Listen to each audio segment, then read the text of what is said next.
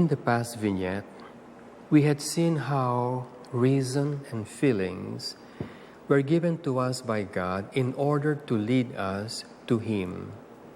We have seen the fact that reason alone can enable us to come to the true concept of God. But we have seen also in the last vignette that this reason and these emotions of man, instead of bringing him to God, took him away from God, making him invent countless erroneous religions. And so we showed what we should do and what Christ wants us to do in order to govern this reason and this emotion. And the secret that Christ told us is that we must place this reason and this emotion in subjection to divine revelation. And so the important point comes in that we must know divine revelation in its completeness, because there in divine revelation, God has revealed to us His words and exactly how those words are supposed to be interpreted. And so we gave you the axiom that a true Christian, if he must subject himself, his reason and feeling to divine revelation, must act from purely divine revelation, disregarding his reason and his feelings. And then we define faith precisely as that we do things simply because God said so, and not because our minds or our feelings confirm the words of God. If we had a friend, a very trustworthy friend, who knows what he's talking about, and he tells us something, we tend to believe him because he knows what he's talking about and he is our friend. Now, if two other people approach us and confirms what our friend have told us, we are not going to believe more just because two other people had confirmed what our friend have said. We would believe our friend on his own words without needing the other two. So the same thing with faith.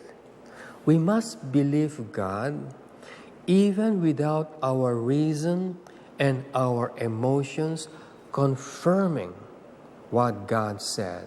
We don't need them, to the point that we obey God even if our reason and our feeling contradict what God has said. In divine revelation, God had spoken to us. When God speaks to us, whatever He says is enough.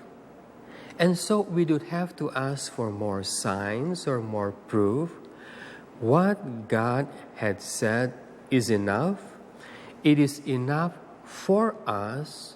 With this enough, we must act. That precisely was the mistake of St. Thomas, because the words of Christ in his prophecies, the words of the women, the words of the apostles, were not sufficient for him. And so he kept on asking for signs and proof. This continuous asking for signs and proof as if things were not enough is the sign precisely of unbelief. In the last vignette, we gave the example of a divine revelation by which Christ said He was coming soon. And He said it 2,000 years ago. And we had seen precisely from experience that He was never coming at all. Well, faith demands that we believe that Christ is coming and soon. And we should expect this coming really soon, even if everything around us, both our intellect and our feelings, are telling us otherwise. But if we look at the Christian world today, especially among Catholics, they do not seem to believe that Christ is coming or that Christ is coming soon, because no preparation seems to be undergoing for anyone in that matter.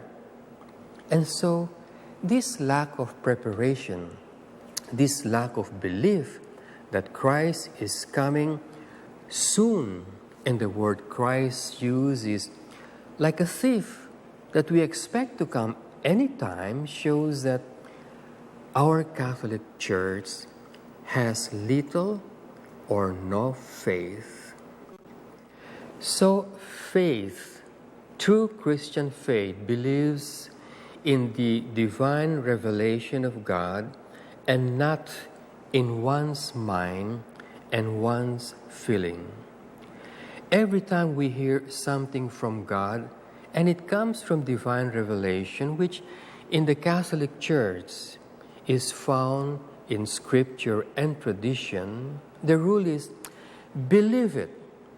It is the only way by which you can put into subjection the mind and the feelings. It is the only way you can prevent your mind and your feelings from committing error.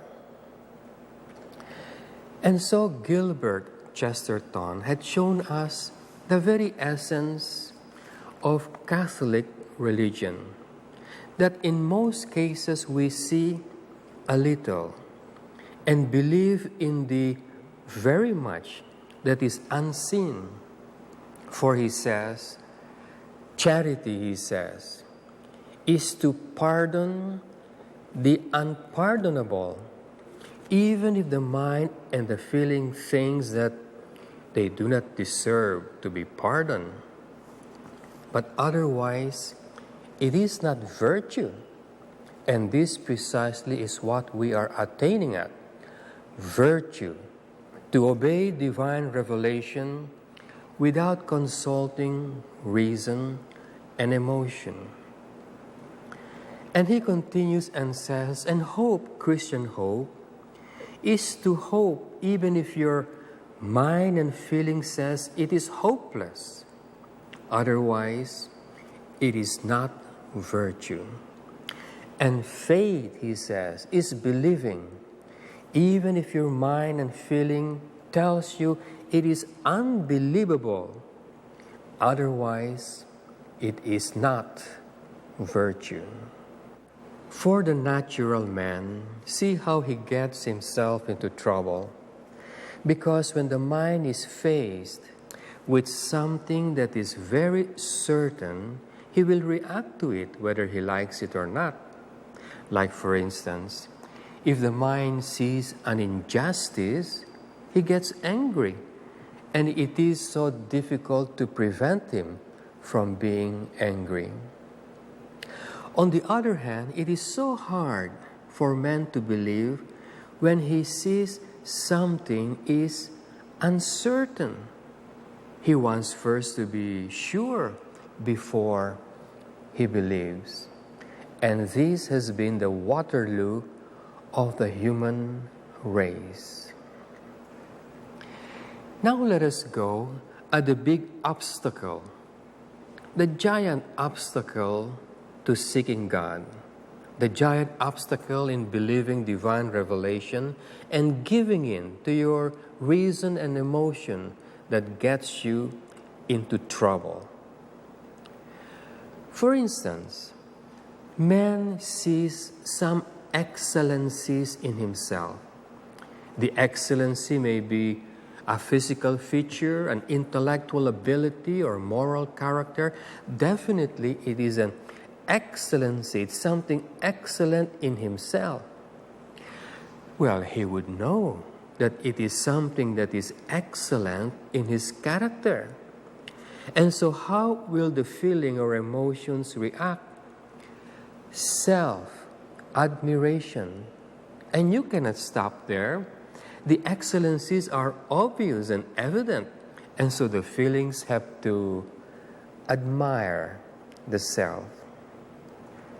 And so when man admires himself, he develops pride and he starts stumbling left and right from one error to the other. So how do you overcome such a thing?